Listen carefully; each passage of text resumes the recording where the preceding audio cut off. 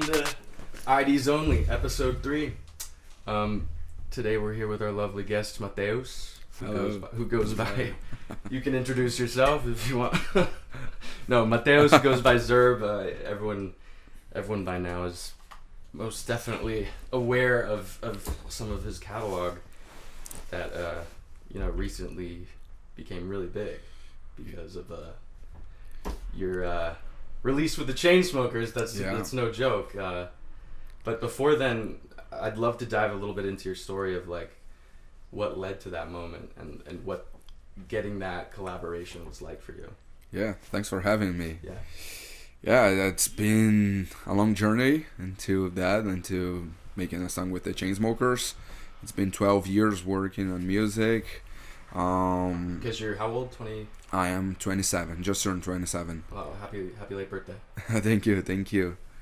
I've been making music since I was 14 years old, and I had this huge moment a little bit more than a year ago, by the end of 2023, and it changed my life. I worked with the Chainsmokers. So was that like was that an in-person session, or did you guys start virtually, I would assume? No, it was an in-person session, the whole session. Basically, when everything was happening with Milwaukee, was January last year, I went to LA and spent the whole month in LA, working with a lot of different artists, and basically we started reaching out to all the artists that I like, sending emails, checking if we had any contacts from management or label or anything, just like trying to get in touch with everyone. And the Chainsmokers were one of the first that responded like really quickly, because they loved Milwaukee and they wanted to do a session. And then I remember like they cleared their schedule so we could sit together in the studio that same week. And we made the song in one day. And when did you get the vocalist involved? Because that's what an incredible vocal performance from remind me of her name again?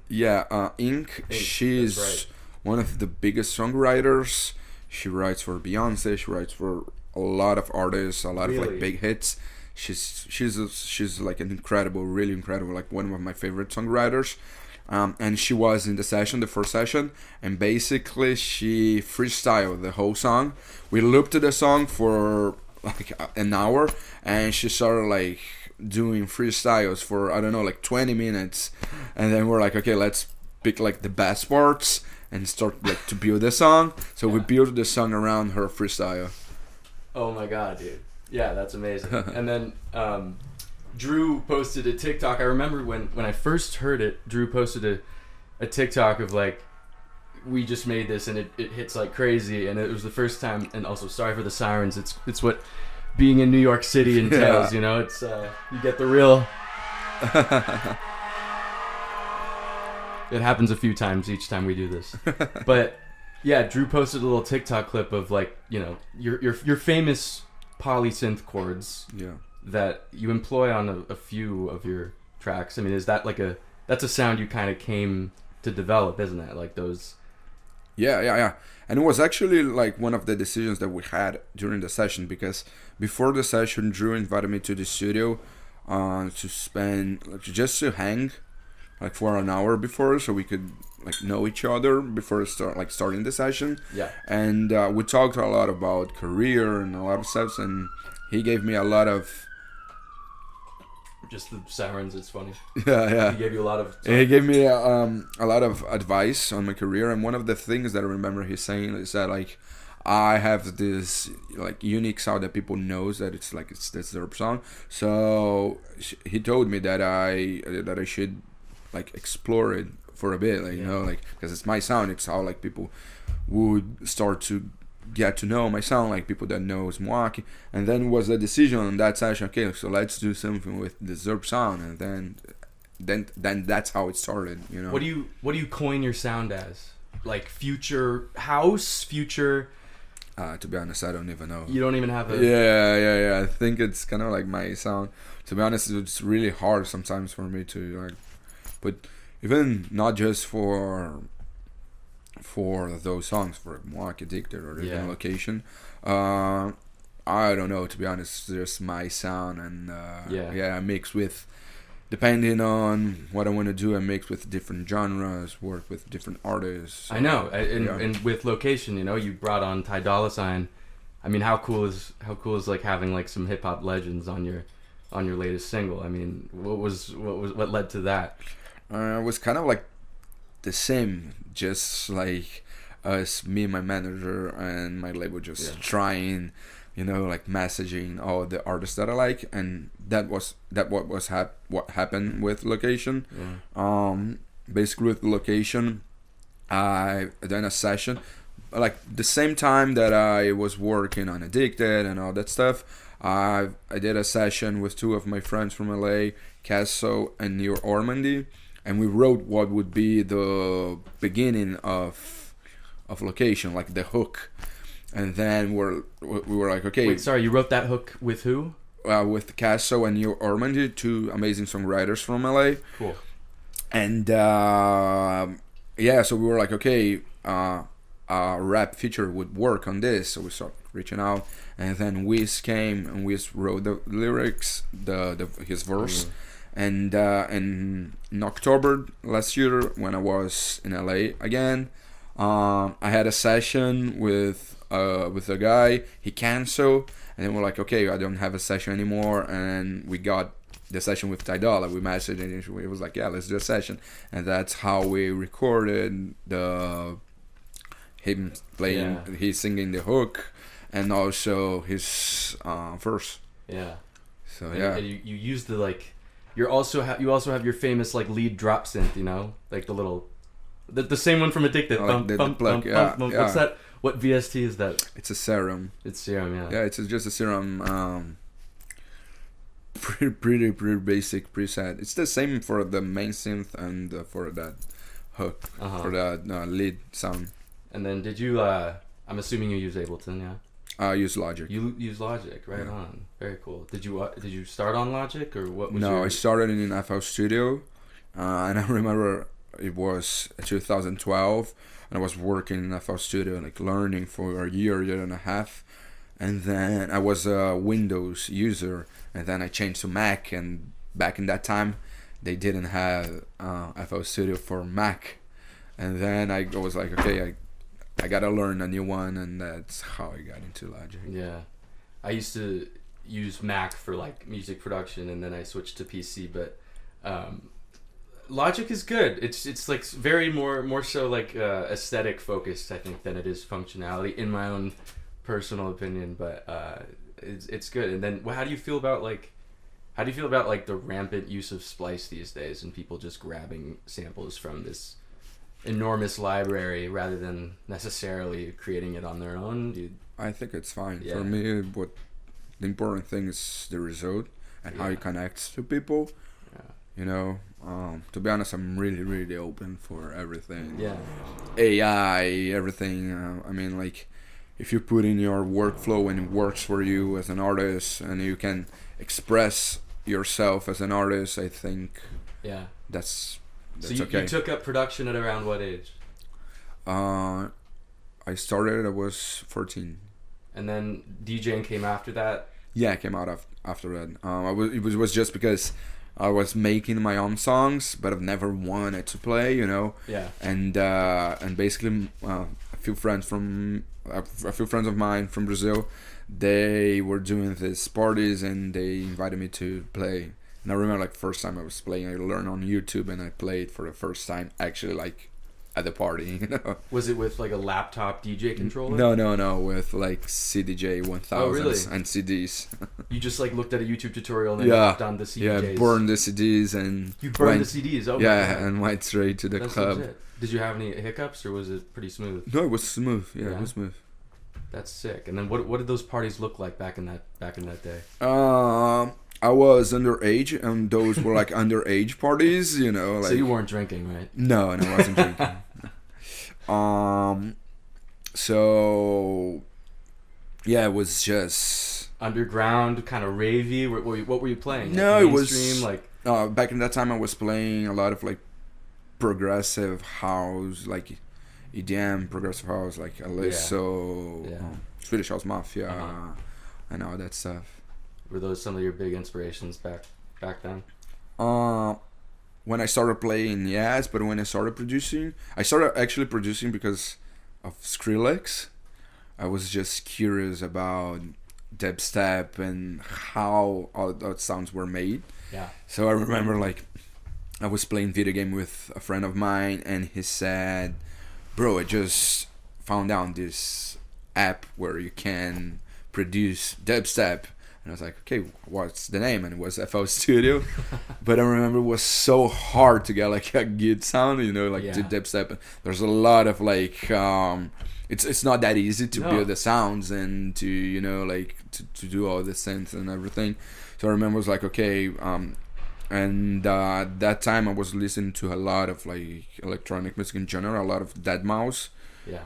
Basically like progressive, a lot of like melodic stuff, and then I started like writing more like and making more like melodic music. What was the tempo like? Were you emulating dubstep at that time? Were you going into more bass music? Because then when I then we started hit the future bass era, which is like 2016 with Flume and Odessa and all that pretty sounding like hip hop tempo music. And then we've since gone into like this crazy house and techno focused culture. But like, were you listening to much house and techno back in the day, or was this kind of new to you as well? Because I know as a producer myself, like I kind of like fell in love with it when the United States, when America did, which was a little behind like Europe, which was already doing like underground deep house and techno music. But what was your like history with those genres? Basically it was kind of like different for me because I was living in Brazil, and Brazil has its own scene which doesn't reflect that much in the international market, basically. Yeah. But what happened was, so we started trying to produce dubstep, went to this more like progressive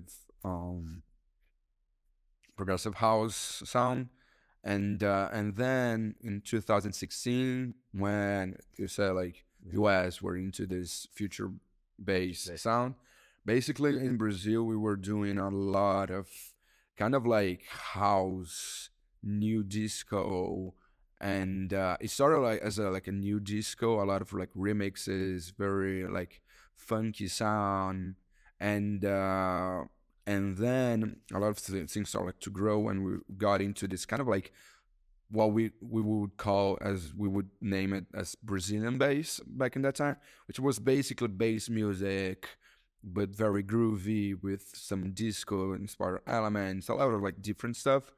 And that's when vintage culture got really, really, really, really big in Brazil. And we made in that time a lot of songs together, a lot of like remixes, bootlegs, and so I was basically touring around Brazil. That's when I got like my first big moment was in Brazil. Me and vintage culture, we did a remix for Zeus Faded, which was huge in Brazil. Every DJ was playing, everyone was playing, everywhere we go, the song was playing, our remix. And then I started like touring around Brazil with this kind of sound. And and that I was doing that from 2016 until 2012 to 2020. So for those like 4 years that we were referring to. Yeah. Has your manager been with you since 2016? When Gabriel, how long have you been with Mateos? Since 2020. 2020, yes. 2020.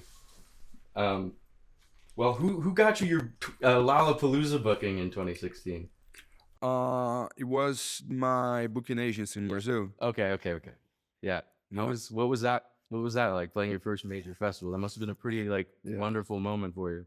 Yeah, it was crazy because when it got announced, I was only 17. I was still in school. So I remember like when they like released the full lineup, a lot of people from like the whole school started like coming to my class like, your DJ name is Zerb, right? I was like, yeah. Are you playing Lollapalooza? I was like, yeah. Like everybody was like going crazy. And then next year I played in Lollapalooza. I was like just turning 18. So it was a big moment for me. Yeah. And right now I just went to your great show, great gig, great set at the Meadows, by the way. Thank you. He just played the Meadows in Brooklyn, and but you're on tour right now, right? Yeah. And where have you been, and where are you headed next? Right now I'm doing my first North American tour. I've done 2 shows in Canada, Toronto and Montreal. Went to Austin, now Brooklyn. How'd you like Austin? It was really fun. It's a cool town, right? Yeah, cool town. They have like the most. I talked about this in a different episode, but they have the most live music venues per capita than any other city in the United States. Oh, really? Yeah, like as I said before, but like you go into like a bar and upstairs there's like a sound stage for like where like a live band can perform. Yeah, which is super good. cool. Yeah. And then they have, of course, have like Austin City Limits, which is the major music festival. What have you been to many American music festivals? No. Do you have any favorite? No, you haven't been to any. No. What about like Ultra, Coachella? Never been. Neither. You should come to Coachella this year. Yeah, I know. I'm probably coming. Yeah. I'm assuming you would. I mean, you're really hot on the scene right now. Why wouldn't you show up? Yeah. Get booked for a bunch of after parties. Yeah. Give Gabriel a headache. Yeah. But yeah, dude, Coachella's super fun. I'm gonna try to make it out there. Have you been to the U.S. before this tour, or is this your first time? Yeah, I've been before, but not playing, not working. Yeah, my first time touring and everything. In what context were you here before you were a big? I'm basically traveling with family or friends, like for vacation. Yeah. And what's the coolest venue you've played so far in your career? I guess music venue, not like a festival, because that's a different thing. But the Meadows was pretty cool. But like, what's your favorite venue you've played so far? Do you think? I don't know. To be honest, I don't think I have like a favorite venue. Like all the shows are special. Have you been to the Brooklyn Mirage? Have you checked that out? I know, of course. Yeah. I've seen a lot of videos, but I've never been. Yeah, that's a pretty special space. And then you recently, man, have done a couple official remixes, right? You just put out one for Coldplay. Yeah. And Camila Cabello with Lil Nas X. Yeah. So when you just have been getting tapped for all these official remixes, and it started way back when you remixed Faded. So you've just kind of been like a known person to remix people's famous pop songs. Still pretty good. Yeah. Back in that time, like the Faded was a bootleg. I was doing like a lot of bootlegs, and basically, of course, after everything happened to my career, like in the recent months, a lot of artists started reaching out for remixes.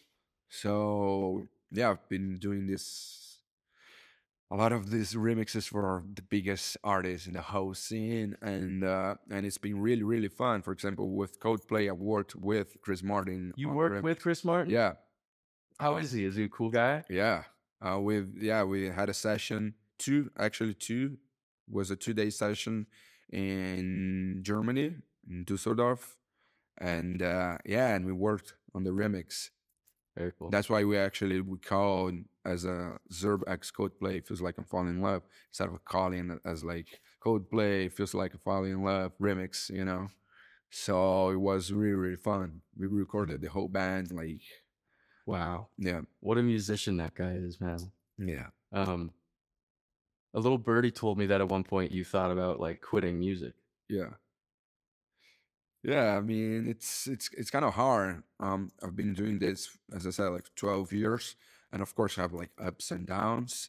And so I had this huge moment in Brazil that basically, I would say, like it ended in 2020 when the pandemic came, and a lot of clubs closed in Brazil. There was nothing happening in Brazil for the electronic scene. So I was basically, okay, that's my, the perfect timing for me to change my sound that I've always wanted, to focus on the international market, for the European, for the US market. So I knew I had to change my whole sound, my whole communication, everything. So that's how like started like my whole plan for my international career. But of course, like, I was releasing a lot of songs, doing a lot of content, and the result was they weren't good at all. So I was basically just getting like frustrated, and of course, like it's my job. So I wasn't making any money, and I was like getting into a lot of like debts, like bank debts, all that stuff. So I was like, okay, yeah, I should do something else. And then I started like working because I'm also a designer. I do all my artwork, so I started working with design at my agency, and I was like, okay, maybe like it's the time to quit music because I'm not putting enough work on the agency with design. I'm not putting enough work on music, and music is not making any money. And then I remember I had this EP coming from the songs that I was working, and Muaki was one of those songs. And we released the song first week. I remember like Muaki had 18 plays on the first week after the release. We're like, okay, yeah, that's it. Probably quitting. That's like my last. Your last attempt at That was my last attempt. really gaining traction. And then a week later, things started like getting bigger and bigger on TikTok. And then like from one day to the other, we were having like from I don't know, like one play a day to 100K a day. So the catalyst was the viral nature of it on TikTok. Yeah. Did it trend evolve, or were certain people using this? No, it wasn't a trend. The first thing was a video by Hato. He does reactions, and basically he did a reaction of the song, like listening and reacting to the song. Like this and say that vibe. Yeah, exactly. And it had, I remember, like basically it was a million plays in his video in less than 24 hours. And then I was like, okay, I should start doing. And then I started making 3 videos a day on TikTok and Instagram Reels, like what everyone says that you should do. Like nowadays with music, like you gotta post. And then I actually started doing that and it worked. Wow. So I remember like after 10 days, I've done like 30 videos of the song. I was so exhausted. All my friends were helping, I would just like wake up, okay, I gotta do TikToks. And all my friends were helping, my family were helping. And then we got like, as I said, the song was having like 1 play a day. And then after a month, we were having, I don't know, like 200,000, 300,000 a day on the song. So you really had a team of family and friends around you that would like help you make TikToks to promote this song. Yeah, it was kind of like it was not just family friends, but label. Yeah, okay. Everyone got involved because everyone knew that it was a good opportunity. Yeah. We were actually like watching how it would grow. Like we would make a video of like me telling like me on a Uber saying, yeah, what are some examples of like how you'd promote? It was pretty like basic videos, which I still do. Basically like me in a Uber saying like I'm on a Uber ride and I'm thinking of how this song can actually change my life. So it was just relatable content that people were just like, yeah, I love this song, you're gonna make it, and so yeah, and then of course a lot of people started like using the sound, and we got like a lot of UGC, and then after that we started campaigns with influencers. So it was a big campaign, it was like a lot of people working together, and then we went to radio and we got a lot of stuff, like a lot of like good stuff from radio. So, and then eventually after, I don't know, a few months, like 7 months, we're having like 1 million plays a day on the song. Jeez. Only on Spotify. Yeah. Oh my God. And we had like also Addicted coming out a few months later. Yeah, then you get to ride on that. And also Addicted. So we were having, I remember like having Addicted and Waki at the same day, having like more than 1 million plays each. Dude. And then you throw Location in there and then it gets even more insane. Yeah, and Location is also doing like 500 a day. You doubled down on Waki, man, with those 2 hits right after it. And yeah, I mean, send You know. Oh man, very fun though. Yeah, because where did you get the sample from Waki? Because that wasn't an original written to the instrumental, was it? No, yeah, it's a Splice sample. You were talking about Splice. Okay. It was basically, I remember I started like the instrumental, and I was like, yeah, this is fun. This is different. I think I have like something unique. Okay, so I need a unique vocal, a unique sample, something that is different because I'm doing like something that it sounds different for me, the instrumental basically. And I started like searching for word samples, and I found Sophia's Nizal's sample pack. For warped samples? Huh? What? Sorry, what kind of samples were you searching Like for? word samples. Word samples. Yeah, word samples like vocal samples from not just vocals, Spoken but word. no, I mean like like World. I see, like, global, yeah. Global samples. Got it. From all over the world and from different countries. Then you get the interesting shit. Yeah, you get the like. Different instruments, different languages, and then I found Sofia Zinzal's sample pack, and her vocal was the same BPM and the same key. Was it literally a drag and drop? Into Basically, yeah. Of course, like I've done like some mixing and change during like in the arrangement, but yeah, basically was like. Of course, and no, not to scorn your like mixing and creating. No, yeah, but I mean, like, yeah, it was kind of like it felt like it was meant to be. And then at what point did you come in touch with Sophia?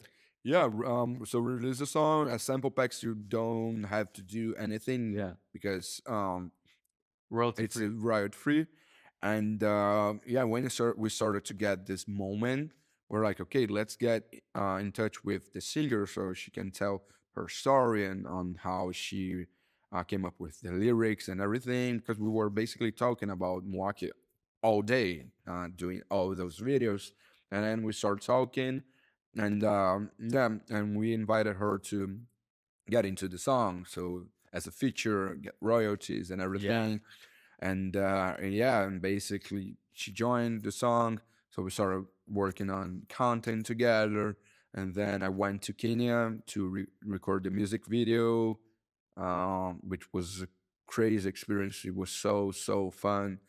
We had 130 people on set. Wow, dude! And it was a whole Kenyan crew. Only the director and the director of photography were Americans. Wow. The whole crew were Kenyan. We wanted to do something very like cultural, so we recorded in this beautiful place, and it was so fun. Wow, dude, that must have been insane. Yeah, it was really fun. That's sick. Do you have other music videos on the horizon for Location, or did Location have one come out? Yeah, we were talking about it. I love making music videos. Yeah. Because I've always wanted to make, but of course it's not that easy. And I had my first opportunity to do one with Milwaukee, and then we got the music video for Addicted, which was also really fun. Recording in the snow, and it's so fun to record music videos. What are you listening to right now? Like, what are you throwing into your sets that people need to know about? On my sets, yeah. My sets, I'm kind of like playing a mix of Afro house and a lot of like melodic progressive house. I also play a lot of like indie dance. My set is very like hybrid. I play a lot of like different stuff, but basically a lot of like melodic stuff. Set the other day was phenomenal, and there's a lot of high energy shit though. Yeah, I'm doing a lot of remixes that I play live, for example, which I never released. For example, I have a remix of Sweater Weather by The Neighborhood. Really? Yeah, and I play all my sets, and it's basically like a remix, that kind of like Afro house vibe kind of sound. Can we play the Sweater Weather? Yeah. Yeah? Do you have it on? Do you have like a private? I can delete it. Yeah. Do you have a private link? Yeah. Or like I think I have Just check. file. Yeah, let me just check. I think I have. That's okay. Yeah, no worries. I'm gonna cut the cameras right now and then I'll restart. Okay. All I am is a man. I want the world in my hands. I hate the beach, but I stand in California with my toes in the sand. Use the sleeves of my sweater. Let's have an adventure. That's that Zerb shaker. Gravity centered. Touch my neck and I'll touch yours. You and those little high-waisted shorts. Oh, she knows what I think about and what I think about. One love, two mouths. One love, one house. No shirt, no blouse, just us. You find out nothing that we don't want to tell you about. No, 'cause it's too cold for you here and now. So let me hold both your hands in the holes of my sweater. It's too cold. It's too cold. It's too cold. 'Cause it's too cold for you Yeah. here and now. So let me hold both your hands in the holes of my sweater. For you here and now. So let me Where are you finding percussion like that? It's just A lot of different samples. yeah. And then do you rip the vocal off like with AI?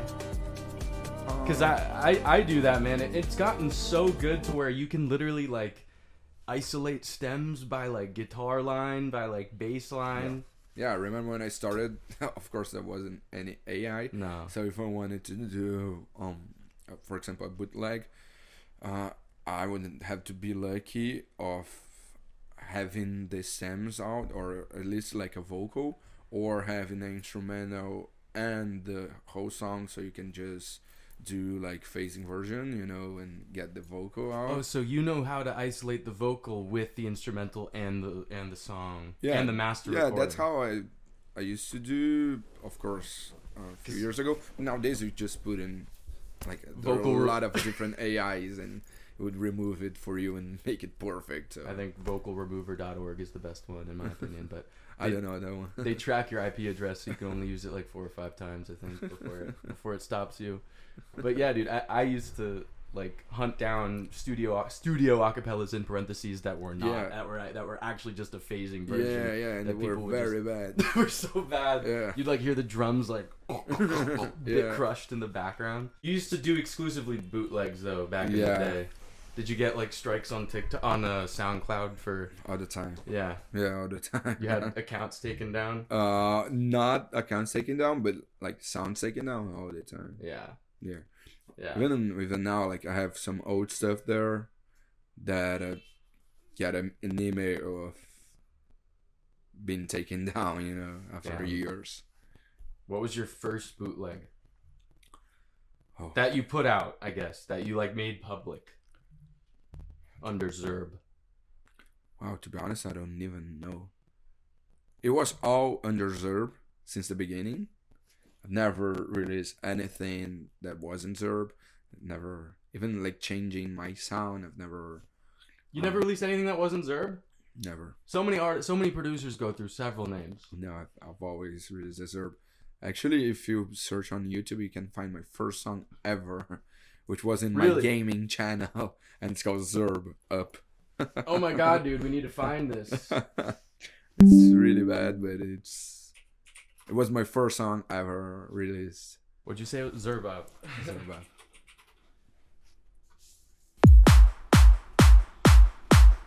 This is on Fruity Loops on FL Studio. Yeah. That's a fat kick though, bro. That's some good mixing.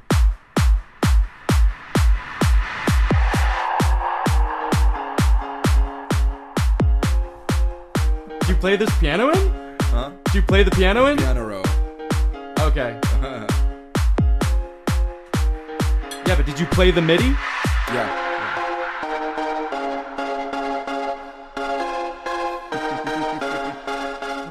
A little distorted. I dig it.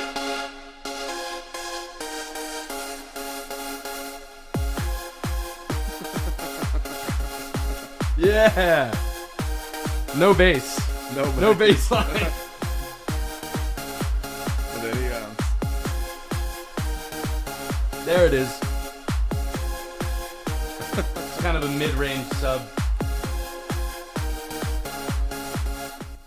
That's the first thing that Mateus ever released to the public, and it's only got... And it was kind of like my first song ever made. It was quick, you know, like I made this song. I was like, okay, let's put it in my channel. Yeah, on his gaming channel where he'd play Call of Duty. Yeah. And it's just funny to like look at all these are all your friends, I assume, who commented on the original video that would follow you. A few friends and a few people that I didn't know, but for example, I met one of my best friends in one of those comments. He comment like, really? Yeah, he comment like, I'm also making music, let's just chat. And then we started like chatting online, and we became friends, and nowadays he's one of my best friends. Wow, dude. Would you guys like start gaming together? We wasn't gaming back in that time. He literally just commented on my video like, I love the song, let's connect. You just became homies. And we became friends, yeah. That's wild. That's cool. Yeah, but that's exactly what I was doing, like for years and years, just doing whatever I could, you know. Bootlegs were the easiest way of doing something to reach an audience, you know, because people know those songs. A lot of DJs, they were searching for a remix or a bootleg of songs that they like, that they want to play. So I think it's the easiest way of you trying to get like your name out there. Mm-hmm. So I was doing a lot of those remixes. So part of my day were, I don't know, like cleaning and a cappella, like bad a cappella, you know. Yeah. And then would you, because some people have different ways of doing it, but like, would you make a track and then be like, yo, this vocal would go great on it, or would you know what you wanted to sample before you'd make like a bootleg? To be honest, I don't know. I think it depends on the track and the vibe and everything, you know. Because with Sweater Weather, obviously you were like, I need to remix that, so you like designed something around it. Yeah. In that case was, as I said, I wanted to do a remix, so basically I just took the vocal, started with doing the chords. I used the same chords as the original, as I remember. So basically, like, I have the chords, and then start doing, you know, like trying a lot of different stuff. My kind of like way of producing, it's very like try and see if it's working and then changing. It's not like a lot of people, like I worked with some people that they know what they want and they do what they want. For me, it's trying and seeing trial and error. Yeah. That's a common way. I as I understand that producers operate often. Yeah. And then where did the name come from? I know that's kind of off. On a tangent. It's my last name. My last name is Zerbini. Zerbini. Yeah. My whole name is Mateus Zerbini Massa. So the Zerbini, which comes from my mom. Basically, I took the 3 letters at the end. So it would, instead of going Zerbini, it's just Zerb. Your family legacy made it easy for you to choose a DJ name, bro. That's sick. I don't know if that was easy. It was actually my nickname from video game, you know. Okay. From Xbox. So I was, because as like we were listening to my first song, I was doing the YouTube channel, the gaming YouTube channel, and my nickname was Zerb. So I was just okay, how should I read Zerb? You should get back on Twitch. You should start gaming again. Yeah, I should. To be honest, I'm not gaming that much because I don't have that time. And but yeah, I love games and playing with friends and so fun. Yeah. Hell yeah, dude. You got some fun shows ahead, right? You're going to Atlantic City next on the 1st. I have and then Boston on the 31, Atlantic City on the 1st, Orlando on the 2nd, and then next week we have Chicago, Los Angeles, and then Miami. Hell yeah. Yeah, you get to do Sound Bar in Chicago, right? Yeah. And then Sound nightclub in Los Angeles. Have you been to Sound nightclub? No, first time. First time you're gonna be. When I'm in LA, like most of the times I'm working the whole day, doing a lot of sessions. So I'm just so tired to go out. Yeah. I'm from LA, and luckily my house is still standing, but they just faced some gnarly fire. Yeah, I was there. You were there during? Crazy, yeah.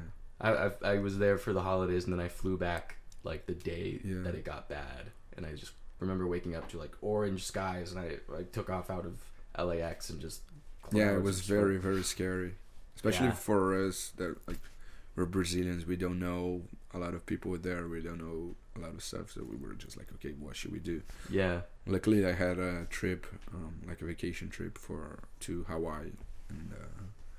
So you got it. You were on your way to Hawaii out of LA. Yeah, like 2 days after. Just vacation, yeah. What island did you go to? What island? Oahu. Oahu, yeah. Cool. Well, you got some shows and some work ahead of you. When do you get to take your next time off after your tour ends? I don't know, to be honest. Yeah, I'm gonna after this tour, I'm coming to Brazil. I'm gonna stay for a few weeks in Brazil. Because we have Carnival in Brazil, which is huge, so it's basically 2 to 3 weeks of parties in Brazil, so it's very fun. And then I'm doing at the end of March Lollapalooza Brazil again, almost 10 years after that one, 9 years after, so it's gonna be really, really fun. Dude, that is like gonna be an ultimate homecoming performance. Yeah, because it's been 9 years since you played it last. In Lollapalooza, yes, but in São Paulo, no. No, not São Paulo. Yeah. But like, I mean, the festival, yeah. Yeah, but it's. I think it's. It's been a long time since I didn't play like in a festival in the middle of like São Paulo. We had Tomorrowland Brazil last year, which was really, really fun. Yeah. So yeah. Yeah, and you are playing Miami in March, right? Yeah. So you'll be there for Miami Music Week. No, I'm not gonna be for Miami Music Week. Oh, what's your? Because Lollapalooza, it's in the same day as Ultra. Oh. And I could like do the traveling and go crazy, but to be honest, I prefer not like focus on this big show for me, which is that makes sense. Lollapalooza. But you'd be one of the first rising U.S. acts that I would expect to like see at Miami Music Week this year. Let's see. I don't know yet. Well, dude, thank you for letting us listen to that edit, and thank you for letting us listen to that original OG Zerb song on the gaming channel. Yeah. And I wish you all the best, my guy. Thank you so much. And thanks for coming on to the show. And Dancing Astronaut loves and supports everything that you do. And peace out. And great shit on last Saturday. That was awesome. Thanks for putting on such a great show. Yeah, thanks for having me. And thanks for all the support. And thanks so much. Yeah, absolutely, Mateus. All right. Peace.